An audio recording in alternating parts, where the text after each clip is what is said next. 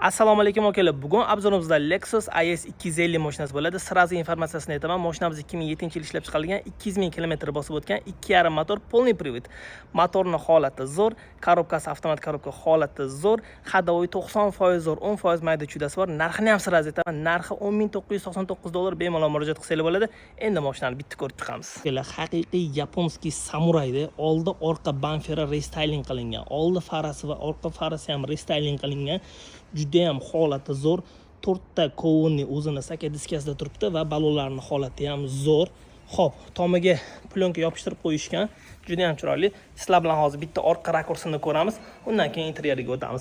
Aytib o'tganimdek, bamper restyling, двойной выхлопной sistema, bagajlarda spoiler, F-Sport chilliklari va diodning optikalarigacha qilib qo'yilgan. Endi sizlar bilan bitta interyerini ko'ramiz va maza qilamiz. Polniy elektropaket sideniyamiz koja bilan qoplangan va perforatsiyasi mavjud, sababi oldi sideniyamizda обогреван bor, abdufan bor, avtomat korobka, Tesla monitor qo'yib qo'yilgan, polniy konditsioner, klimat kontrol, hamma narsa ishlaydi, multifunksional rul, cruise control, stiklopodъемniklarni boshqa, ditskiy rejimli, bakovlarni boshqaradigan rejimli, xullas skromniy, derskiy. Okalar, narxini eshitdinglar, narxi atiga $10,999.